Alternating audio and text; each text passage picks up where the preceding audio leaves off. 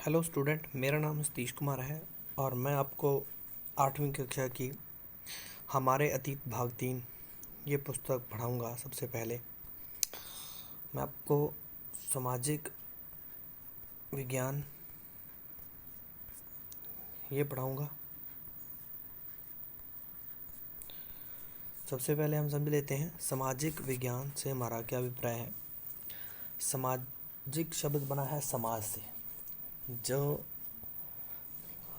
जिसका अर्थ है समाज में प्रयुक्त होने वाला।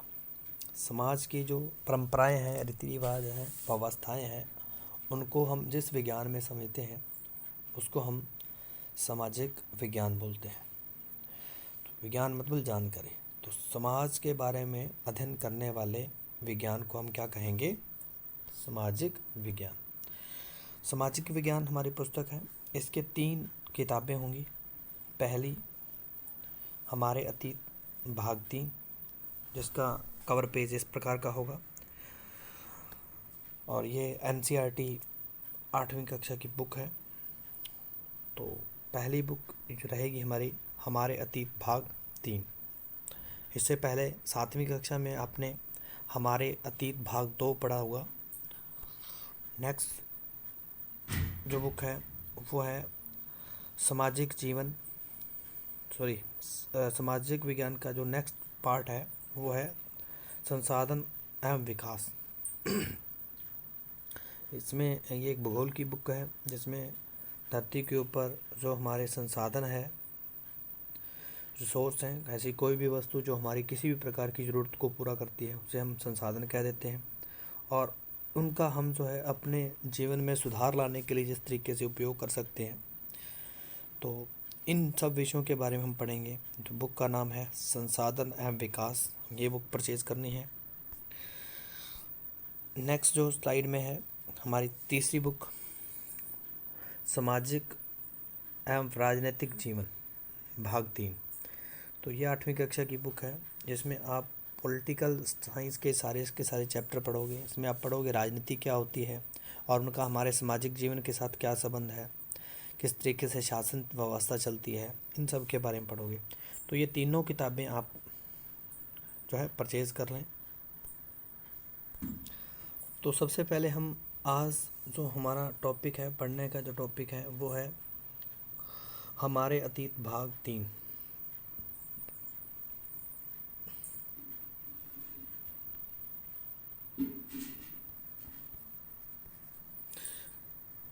इस किताब को हम पढ़ेंगे। तो इसमें जो पहला चैप्टर है वो है कैसे, कब और कहाँ। ये तीनों शब्द आपने सुने होंगे इससे पहले, और ये हमारे अतीत जो पहले बीत गया, ठीक है जी।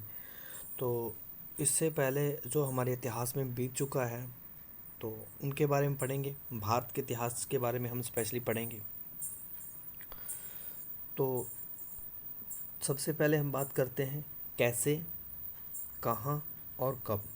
कैसे, ये किसी टाइम पीरियड की बात हम कर रहे हैं। जब भी हम कैसे शब्द की बात करते हैं तो किसी टाइम पीरियड में किस प्रकार से कोई घटना हुई है, तो घटना के कारण को यहाँ पर हम आंसर करते हैं कैसे शब्द के द्वारा। और कब ये टाइम को डोनेट करता है। टाइम कब, किस टाइम में जो है कोई घटना हुई है, कोई घटना किस टाइम में घटित हुई है, तो उसके लिए हम कब शब्द यूज़ करते हैं। और कहाँ, किसी स्थान जहाँ पर घटना हुई है उसको बताने के लिए हम जो है कहाँ शब्द का इस्तेमाल करते हैं।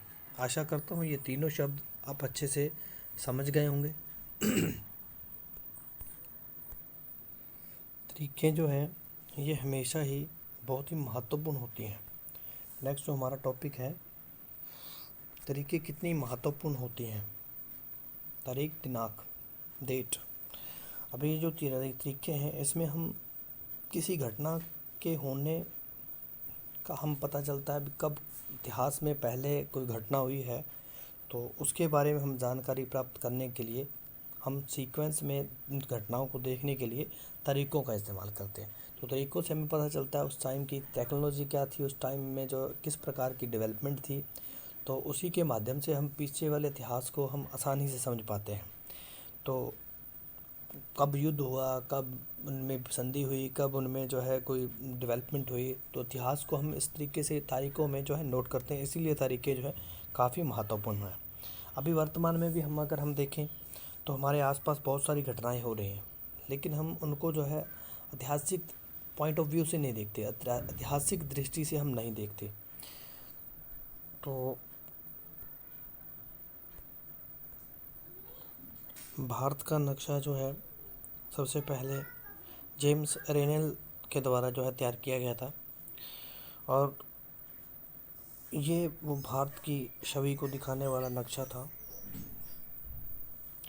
तो जिसके माध्यम से जो है ये पूरे के पूरे भारत की जो पिक्चर दिखाई दी। यहाँ पर जो कि ये भारतीय लोग हैं, और ये भारत माता है, और ये अंग्रेज़ हैं। तो ये पहला जो मैप नक्शा तैयार किया गया था वो जेम्स रेनल के द्वारा, यहाँ पर इसका नाम मिलेगा, और ये आ सकता है। और ये 1782 में 1782 में रॉबर्ट क्लाइव इस नाम के व्यक्ति ने जो है हिंदुस्तान का नक्शा तैयार करने का काम जेम्स रेनल को सौंपा था। ये पेपर के दृष्टि से जो है एक बहुत ही महत्वपूर्ण 1 नंबर का क्वेश्चन है, जो आपके फाइनल एग्ज़ाम में आ सकता है। यहाँ पर तारीख भी आपसे पूछ सकता है, जेम्स रेनल का नाम भी पूछ सकता है, और ये नक्शे का काम दिया किसने था, कौन सा ब्रिटिश अधिकारी था जिसने ये काम दिया था, तो वो रॉबर्ट क्लाइव था। तो ये इसलिए ताकि जो है ब्रिटेन में जाकर वो भारतीय लोगों को एक दास के रूप में जो है अच्छे से प्रदर्शित कर सकें, भारतीय लोग जो हैं अंग्रेज़ों के प्रति कितने वफादार हैं। तो उसको दिखाने के लिए ये पहला मैप जो है वो तैयार किया गया था, तो जो रेनल के द्वारा बनाया गया था। यह प्रश्न आपको अपनी नोटबुक में भी लिखना है। प्रश्न क्या है, भारत का पहला नक्शा तैयार करने का काम कब, किसके द्वारा, किसे सौंपा गया। तो ये पूरी लाइन उसके आंसर हो जाएगी, यहाँ से लेकर यहाँ तक, यहाँ से लेकर यहाँ तक। अब देखिए जो नेक्स्ट हमारा पॉइंट है वो है तरीक़ें। कौन सी तरीक़ें? देखिए इतिहास में बहुत सारी घटनाओं से भरा पड़ा है। अब उनमें से कौन सी महत्वपूर्ण घटना थी, कौन सी महत्वपूर्ण नहीं थी, उनको तय किया जाता है। तो जो महत्वपूर्ण घटनाएं थी, जिनकी वजह से इतिहास में कुछ विशेष प्रकार का बदलाव हुआ है, तो वो घटनाएं तो हो जाती है महत्वपूर्ण। तो ऐसी घटनाएं जहाँ पर कुछ विशेष ऐसा पॉइंट जहाँ से कुछ बदलाव हमें दिखता है, स्पष्ट रूप से दिखता है, वो तो हमारे इतिहास की दृष्टि से बहुत ही महत्वपूर्ण घटनाएं हैं। और जिससे हमें ये पता चलता है भी ये ऐसी बहुत सारी घटनाएं भी हुई हैं जिनसे इतिहास में कोई ख़ास अंतर नहीं पड़ता, या इतिहास में कोई ख़ास प्रकार का बदलाव नहीं हुआ, तो ऐसी तारीखों को हम याद भी नहीं रखते। तो हमारे एग्ज़ाम के पॉइंट ऑफ व्यू से, हमारे पेपर के दृष्टिकोण से वो तारीखें महत्वपूर्ण हैं जिनकी वजह से जो इतिहास में कुछ विशेष प्रकार का बदलाव हुआ है। तो आपके लिए प्रश्न है, तारीखें कौन सी महत्वपूर्ण होती हैं? वो तारीखें जिनके कारण इतिहास में कुछ बदलाव हुआ है। तो ये प्रश्न आपने नोटबुक में लिखना है, कौन सी तारीखें महत्वपूर्ण होती हैं? तो इतिहास की वो तारीखें जिसमें परिवर्तन जो है स्पष्ट रूप से दिखता है। इसके अलावा आपको इस PDF में भी इस जगह पर आपको तारीखों के विषय में पता चल सकता है। आप कौन सी तारीख को महत्वपूर्ण मानते हो, कौन सी तारीख को नहीं मानते हो। तो वे इसलिए महत्वपूर्ण हो जाती हैं क्योंकि हम कुछ खास घटनाओं को महत्वपूर्ण मानकर चलते हैं। अगर अध्ययन का विषय बदल जाता है, अगर हम नए मुद्दों पर ध्यान देने लगते हैं, तो तरीक़ें भी महत्वपूर्ण हो जाती हैं। तो कुछ विशेष इतिहास में बदलाव रखने वाली जो तरीक़े हैं वो महत्वपूर्ण हैं। इसी तरीके से आपके सामने जो नेक्स्ट क्वेश्चन बन सकता है, तो भारत के प्रथम गवर्नर जनरल कौन थे? तो ये क्वेश्चन आ सकता है 1 नंबर का। तो प्रश्न लिख लेना नोटबुक में, भारत के प्रथम गवर्नर जनरल कौन थे? तो वॉरेन हेस्टिंग्स, ये भारत के प्रथम गवर्नर जनरल थे। और भारत के आखिरी वायसराय कौन थे? तो तो आखिरी वायसराय, ये क्वेश्चन आ सकता है। लॉर्ड माउंटबेटन, ये दोनों ही क्वेश्चन खास हैं, तो अध्ययन के दृष्टि से ये दोनों क्वेश्चन ही। देखिए वायसराय और गवर्नर जनरल, ये आपको आगे पता चल जाएंगे ये क्या है। जब ब्रिटिश कंपनी के अधीन शासन था तब तो था गवर्नर जनरल, और जब जैसे ही ब्रिटिश जो महारानी है विक्टोरिया है उनके अंडर होता है हमारा शासन 1857 की क्रांति के बाद, तो ये पोस्ट का जो नाम जो है, गवर्नर जनरल की पोस्ट का नाम क्या हो जाता है, वायसराय। तो वायसराय उसको कहना शुरू हो जाता है। तो भारत का जो आखिरी वायसराय था वो लॉर्ड माउंटबेटन थे, नाम याद रखने पड़ेंगे। इसके अलावा कुछ और गवर्नर जनरल है, जैसे हेस्टिंग्स, वेल्जली, बेंटिंग, डलहौजी, ये क्रम आपको याद रखना पड़ेगा, ये क्रम। नेक्स्ट स्लाइड पे चलते हैं हम। ये व्यक्ति जो है जिसकी फ़ोटो दिखा रखी है, ये वारेन हेस्टिंग्स हैं, ये वाले व्यक्ति जो भारत के पहले गवर्नर जनरल थे, और इसकी तारीख भी पूछी जा सकती है। तो ये भारत के पहले गवर्नर जनरल 1773 ईस्वी में बने थे, तो ये नाम याद रखना। इसके अलावा जो हमारा सीक्वेंस चल रहा था,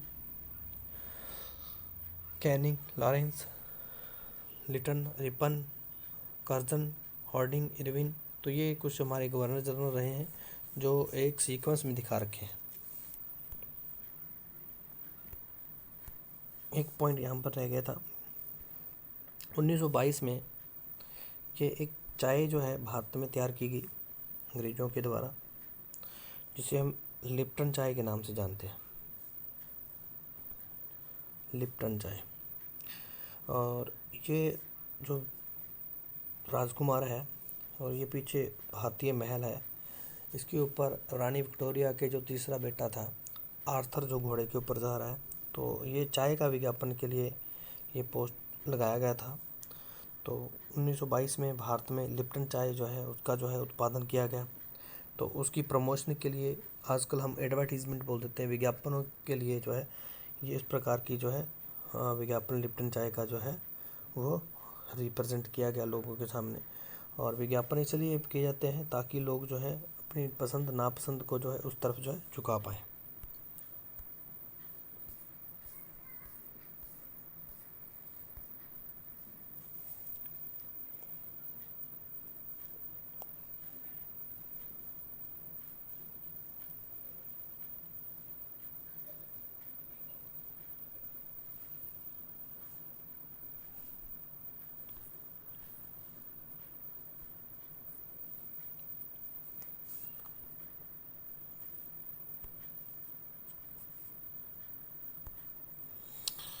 नेक्स्ट वन है अवधि जो है।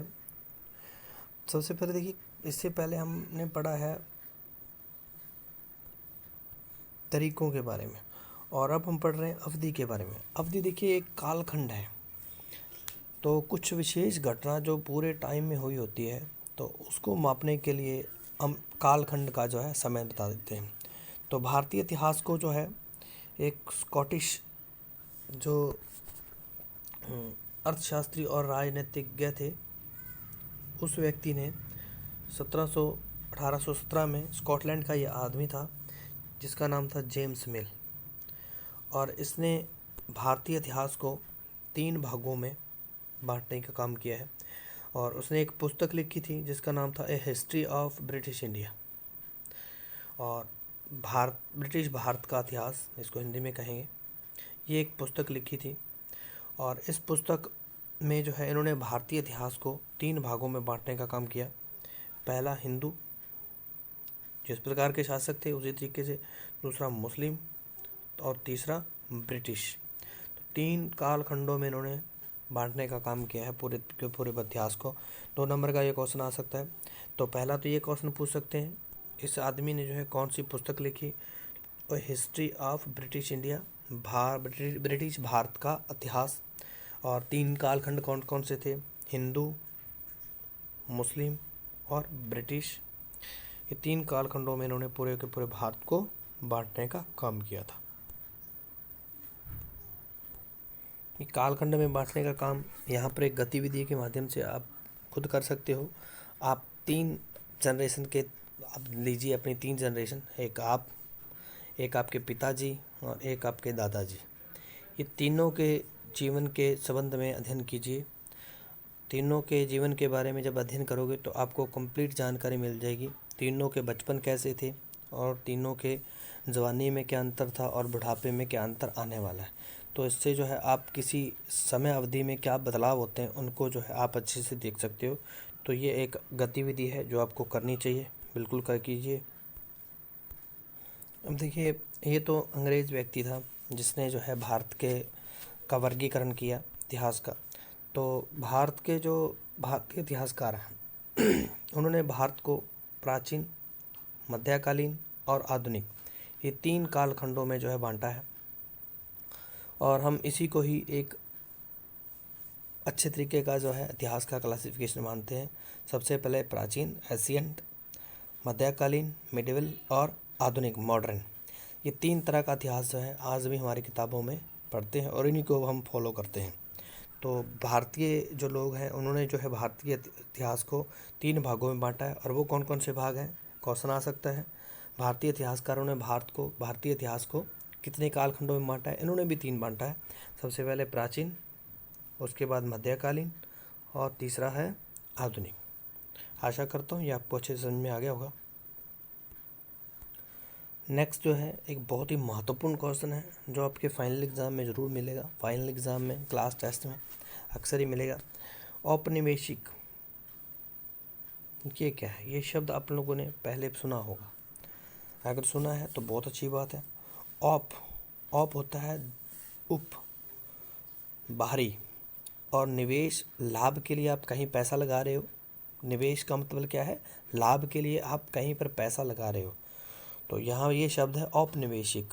तो कोई ऐसी पार्टी जो किसी क्षेत्र में लाभ, तो किसी दूसरे बाहरी क्षेत्र में लाभ कमाने के लिए पैसा लगा रही है, ठीक है, तो उसे हम औपनिवेशिक कहेंगे। तो अब इसमें जो है आप डेफिनेशन के तौर पर यहाँ से आप इस डेफिनेशन को ले सकते हो। जब एक देश पर दूसरे देश के दबदबे से इस तरह की राजनीतिक, आर्थिक, सामाजिक और सांस्कृतिक बदलाव आए तो इस प्रक्रिया को हम औपनिवेशिक कहते हैं। अब देखिए, ये कोई कंट्री है, इसकी जो सत्ता है, सत्ता मतलब जो इससे पूरी कंट्री के ऊपर शासन को स्थापित करने के लिए नियंत्रण शक्ति है, उसको हम सत्ता बोल देते हैं। शब्द सुना होगा आपने। अब ये सत्ता इस देश के व्यक्तियों के हाथ में ना होकर किसी बाहरी व्यक्ति या किसी बाहरी देश के हाथ में अगर रहेगी तो इस घटना को हम क्या बोल देंगे? औपनिवेशिक। तो अब जो नियम बना रहे हैं उन्हीं के आधार पर यहाँ पर क्या हो रहा है? बदलाव हो रहा है। तो इस घटना को हम बोलते हैं औपनिवेशिक। तो किसी देश की शासकीय व्यवस्था के ऊपर किसी बाहरी सत्ता का नियंत्रण होना क्या कहलाता है? औपनिवेशिक। आप इस डेफिनेशन को लिख सकते हो, औपनिवेशिक क्या है। तो ये क्वेश्चन भी लिखना आपने अपनी नोटबुक में। औपनिवेशिक, किसी देश के ऊपर किसी बाहरी सत्ता के द्वारा शासन किया जाना क्या कहलाता है? औपनिवेशीकरण कहलाता है। आज के लिए इतना ही। यहाँ तक के 2-3 क्वेश्चन जो है आपको मैंने बताए हैं वो आप यहाँ पर लिख लीजिए अपनी नोटबुक में। इसके बाद नेक्स्ट पीरियड में, नेक्स्ट क्लास में आपको करवाया जाएगा। धन्यवाद।